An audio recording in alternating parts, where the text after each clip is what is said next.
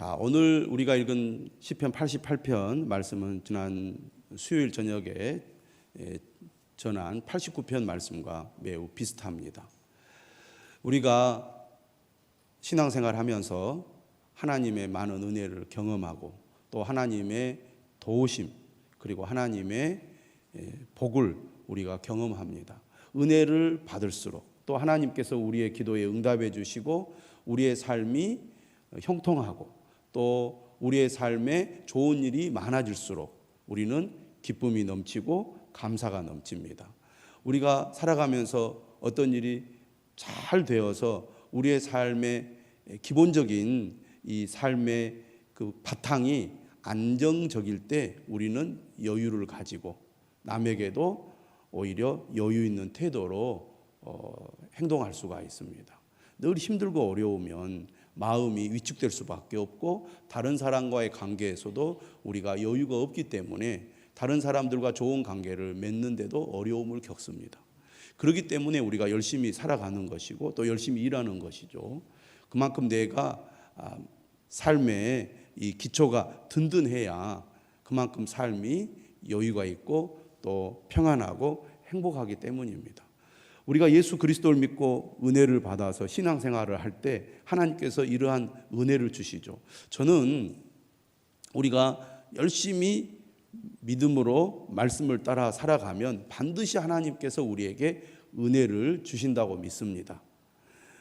인생이라는 것은 하루 이틀 살다가 마는 거 아니고 1년 2년 사는 것이 아닙니다. 한평생을 살아가는 거죠.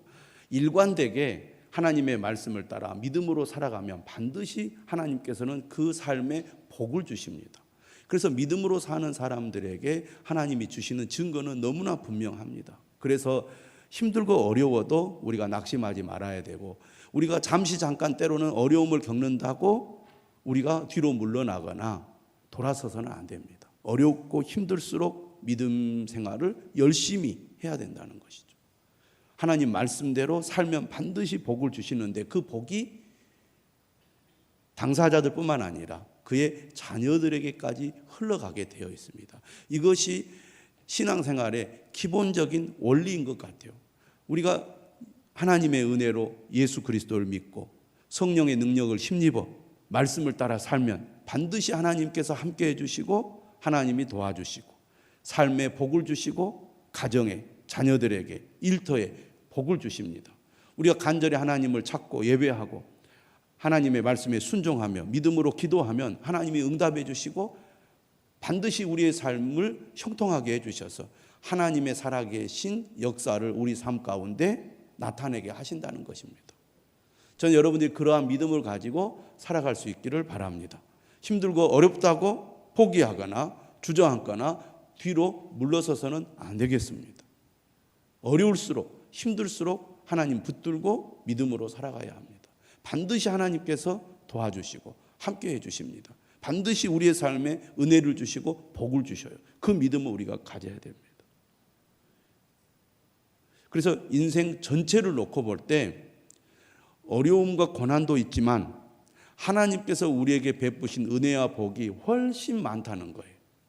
그리고 그 복은 단순히 우리의 삶의 일상적인 복뿐만 아니라 영적인 복, 다시 말하면 하나님과 함께 살아가는 복, 하나님 안에 머무르는 복, 하나님이 주시는 영적인 복을 우리가 누리는 것, 그것이 가장 큰 복인데 우리가 믿음으로 살면 고난 가운데서도 그러한 은혜를 경험하게 하고 그러한 고난을 통해서 우리의 믿음이 성장하고 성숙하게 됨으로써 우리의 삶이 여유가 있고 형통하고 잘 되어도 우리가 타락하지 않고 잘못된 길로 가지 않고 믿음으로 끝까지 살게 해주신다는 겁니다. 그래서 우리의 인생 전체로 놓고 볼 때 믿음으로 사는 것이 이렇게 귀하고 복되구나.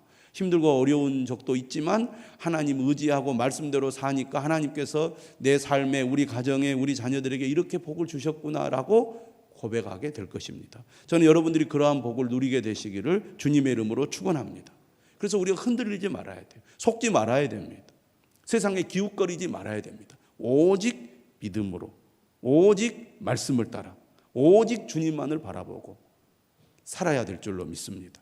힘들고 어려울 때 기도하고 하나님께 우리가 부르짖어 간구하면, 하나님을 붙들고 끝까지 하나님께 매달리면 하나님께서 우리의 삶의 문제도 해결해 주시고 우리의 삶을 도와주십니다. 그래서 신앙생활은 호흡을 길게 가져야 됩니다. 신앙생활은 마치 마라톤 경기와 같다는 것을 항상 우리가 기억할 필요가 있습니다. 어떤 사람은 때로는 삶의 어려움이 한 달이 가는 경우도 있고 1년이 가는 경우도 있고 3년이 가는 경우도 있고 10년이 가는 경우도 있습니다.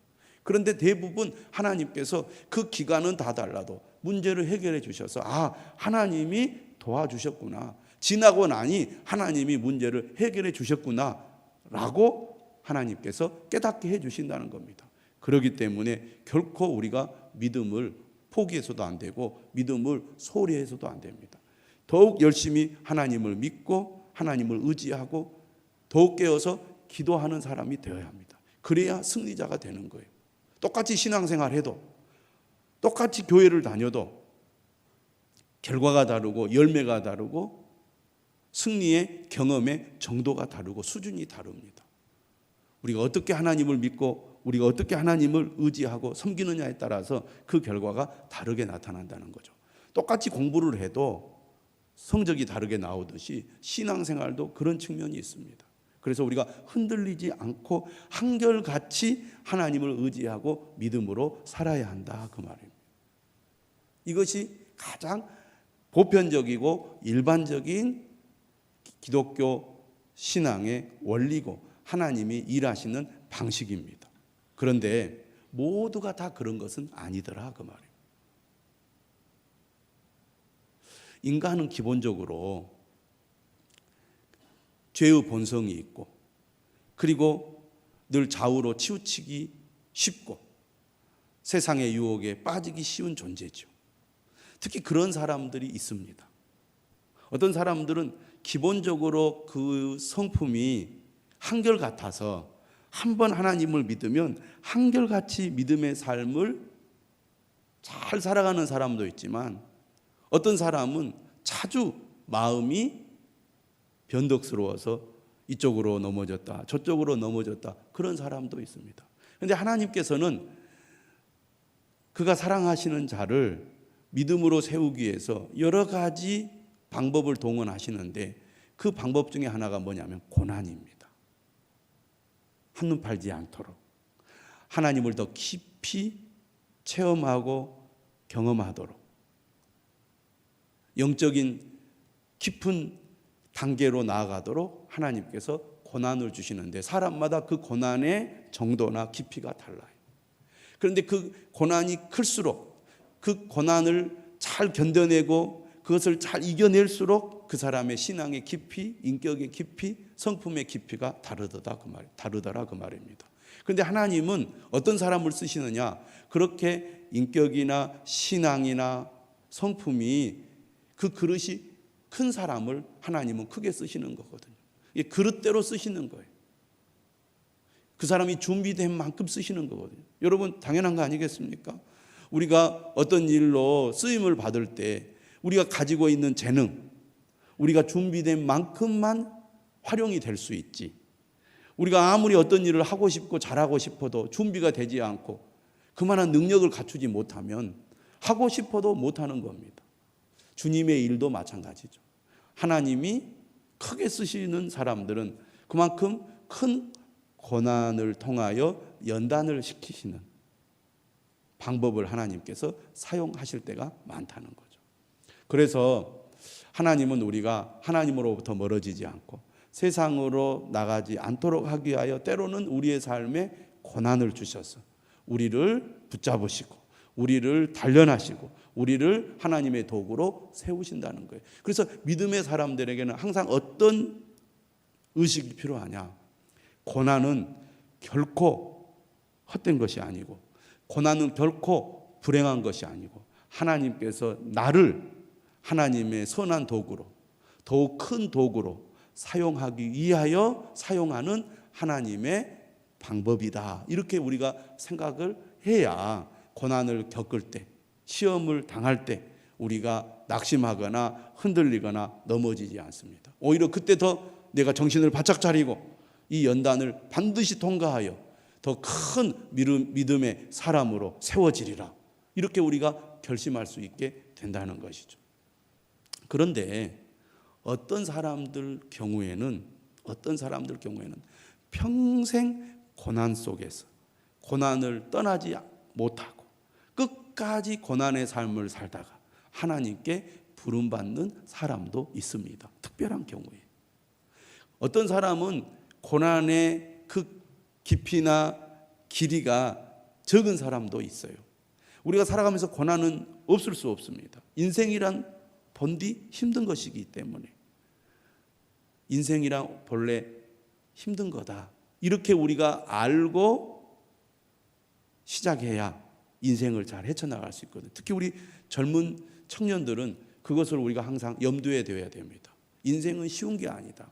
젊을 때는 능력도 있고 힘도 있고 패기도 있고 자신감도 있으니까 그까짓것 내가 열심히 최선을 다하면 못할 게 뭐가 있어, 이런 생각을 하잖아요.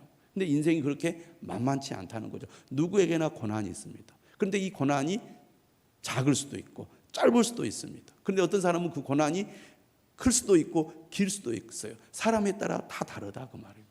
그런데 어떤 사람들의 경우에는 그 고난이 평생토록 있는 사람도 있습니다.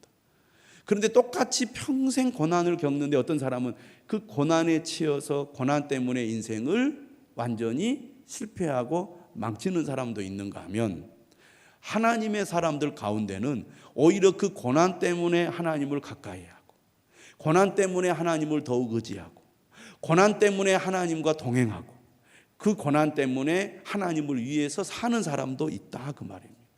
오늘 시편 88편은 어떤 말씀이냐? 고난이 끝나지 않아요. 고난이 계속되고 있어요. 그리고 이 시 자체가 고난으로 끝이 나요. 고난이 해결되어서 하나님, 내가 힘든 고난을 겪었지만 하나님께서 이 고난을 해결해 주셔서 이제 모든 것이 다 평안해졌습니다. 형통하게 되었습니다. 그렇게 시가 끝난다면 얼마나 좋겠습니까? 시편의 탄식시는 대부분 그런 시였지만, 그런데 시편 88편, 89편은 해피엔딩이 아니라 고난으로 시가 끝나고 있다는 게 특징이에요. 그런데 오늘 이 시를 보면 이런 평생에 끝나지 않은 고난 속에서도 하나님을 놓지 않고 하나님을 더욱 의지하고 하나님께 날마다 기도하고 있다는 것, 이것이 오늘 이 시편 88편의 특징이고 시인의 특징이라는 것입니다. 1절에 보면 이렇게 시가 시작되죠. 여호와 내 구원의 하나님이여, 내가 주야로 주 앞에서 부르짖어 싸우니. 주야로, 낮과 밤에, 그러니까 늘 기도하지 않으면 살 수 없을 만큼 고통스러운 현실 가운데 시인은 있는 겁니다. 얼마나 힘이 드냐면 3절에 보니까 무릇 나의 영혼에는 재난이 가득하며 나의 생명은 수월에 가까워 싸우니. 늘 죽음의 문턱에 있어요. 얼마나 힘들겠습니까? 얼마나 고통스럽겠습니까? 그런데 이 모든 것이 하나님께서 자신을 그렇게 했다고 그는 믿고 있습니다. 6절에 이렇게 얘기해요. 주께서 나를 깊은 웅덩이와 어둡고 음침한 곳에 두셨사오며. 하나님이 나를 건져주시면 내가 이 고통에서 벗어날 수 있는데, 하나님이 나를 그대로 내버려 두시기 때문에 내가 이 고통과 죽음의 이 현실에서 벗어나지 못하고 있다고 고백하는 거예요. 얼마나 안타까운 현실입니까? 그래서 이처럼 고난이 심하면 어떤 문제가 생길 수 있느냐? 9절 보십시오. 곤란으로 말미암아 내 눈이 쇠하였나이다. 깊은 고난과 고통은 몸을 상하게 합니다. 심지어 눈을 상하게 만들어요. 그래서 여러분, 너무 비난을 받거나 스트레스를 받으면 눈이 상해버리고 눈을 못 보게 돼요. 그런 일들이 지금도 많이 일어납니다. 그런데요, 이렇게 고통스러운 순간에 시인은 어떻게 했느냐? 9절 하반절에 이렇게 그가 말합니다. 여호와여, 내가 매일 주를 부르며 주를 향하여 나의 두 손을 들었나이다. 매일 주를 불러요. 그러니까 고난 가운데 있다 보니까 날마다 하나님을 찾지 않을 수가 없는 거예요. 여러분, 사람은 평안하면 하나님을 잘 찾지 않습니다. 그런데 너무 힘들고 고통스러우니까 날마다 하나님을 찾는 거예요. 어떻게 보면 우리가 기도의 자리로 나오는 이유가 어디에 있겠습니까? 내 삶의 문제 때문입니다. 내 삶의 문제가 여전히 있고 해결되지 않고 있기 때문에 하나님께서 내 삶의 문제를 해결해 주셨으면 해결해 주시기를 간절히 바라고 기도하고 있는 겁니다. 그래서 13절에도 보면 여호와여 오직 내가 주께 부르짖어 싸우니, 의지할 분은 하나님밖에 없으니까 하나님을 향하여 소리를 지르고 기도를 합니다. 그런데 시인은 어떤 믿음이 있습니까? 평생 고난 가운데 있지만, 평생 하나님을 날마다 찾고 부르며 기도하고 있지만 여전히 문제는 해결되지 않고 고난은 계속되고 있어요. 그런데도 그는 희망을 버리지 않습니다. 하나님을 신뢰하고 있어요. 어떻게 신뢰하느냐? 아침에 나의 기도가 주의 앞에 이르리이다. 하나님께서 내 기도를 들으실 거라고 믿고 있는 거예요. 고난 가운데서도. 그런데요, 오늘 끝에 보십시오. 17절, 이런 일이 물같이 종일 나를 애우며 함께 나를 둘러쌌나이다. 주는 내게서 사랑하는 자와 친구를 멀리 떠나게 하시며 내가 아는 자를 흑암에 두셨나이다. 여전히 이 시는 고난 가운데서, 고통 가운데서 벗어나지 못하고 있습니다. 하나님께서 그의 백성들을 사랑하시고 그의 백성들과 함께 하시는데, 하나님은 때로는 어떤 사람들에게 이런 고통을 주시더라, 그 말이에요. 우리는 이런 생각을 합니다. 나는 이런 사람에 해당되지 않기를 원합니다. 여러분 다 그렇죠. 하나님, 저는 항상 하나님의 은혜로 평안하고 하나님의 은혜로 풍성하고 하나님의 은혜로 형통하기를 바랍니다. 다 우리가 그렇게 기도하고 그런 소원을 갖고 있습니다. 하나님, 혹 내게 고난이 닥친다 할지라도 그 고난이 짧게 빨리 지나가기를 원합니다. 우리가 이렇게 기도한다, 그 말이에요. 그런데 여러분, 고난이 계속되면 어떻게 하겠습니까? 이 시인은요 15절에 보니까요, 내가 어릴 적부터 고난을 당하여 죽게 되었다고 그랬어요. 그러니까 평생 고난 가운데 있는 거예요. 그런데 오늘 이 시를 우리가 찬찬히 살펴보면 평생의 고난 가운데서 오히려 하나님을 더 의지하고 하나님께 날마다 기도하고 하나님을 향한 믿음과 신뢰를 버리지 않고 끝까지 하나님을 의지하며 살고 있더라, 그 말입니다. 여러분, 내가 너무나 평안해서 너무나 내 삶이 형통하고 잘 돼서 하나님을 멀리하고 떠난다면 그것이 오히려 복이 되겠느냐라고 우리가 묻는다면 그건 진정한 복이 아니죠. 오히려 어떤 일이 잘 돼서 기도하지 않고 오히려 어떤 일이 형통해서 우리가 하나님을 멀리하고 결국 하나님을 떠나버린다면 그것이 오히려 영적으로 볼 때는 불행한 일이고 저주받은 일이라고 할 수 있습니다. 우리가 혹 고난 가운데 있다 할지라도 고난을 주신 하나님의 분명한 뜻이 있음을 믿고 이 고난을 통해서 하나님께서 나를 어떻게 사용하시고 어떻게 나를 인도하실지 하나님 앞으로 더 가까이 나아가고 더 하나님 앞에 기도하는 우리 모두가 되어야 하지 않겠습니까? 우리나라 많은 교회들 중에 온누리 교회라는 교회가 있습니다. 여러분 많이 들어보셨고 저도 여러 차례 얘기를 해서 기억하고 있을 것입니다. 우리 한국 교회 가운데 한국 교회 전체에 많은 영향을 끼친 교회들이 여러 교회가 있지만 그 중에 대표적인 교회가 온누리 교회입니다. 이 온누리 교회를 세운 목사님이 하용조 목사님이죠. 1985년도에 이 교회를 이제 개척을 해서 그분이 목회를 하시다가 2011년도 8월 2일 날 세상을 떠났습니다. 그러니까 올해가 11주년이 됐어요. 세상을 떠난 지 65세 세상을 떠났습니다. 이제 그 교회 지금 담임 목사님이 이재훈 목사님인데 이제 11일 11주기 추모 예배를 드리면서 그분이 이제 설교를 했는데 그 설교 내용에 이런 이야기가 나옵니다. 이 하용조 목사님은 생전 7번의 암 수술을 했습니다. 한 번의 암 수술도 쉽지 않은데 7번의 암 수술을 했어요. 그리고 그분은 젊었을 때부터 폐결핵으로 고생을 했고 인공투석, 당뇨, 고혈압, 심근경색 등에 시달렸다고 합니다.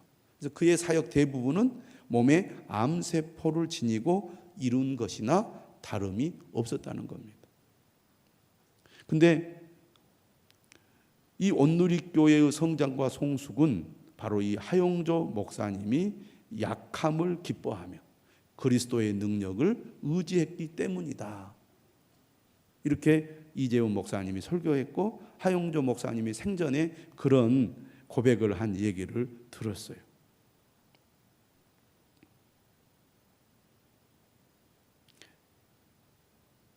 이렇게 얘기를 했습니다.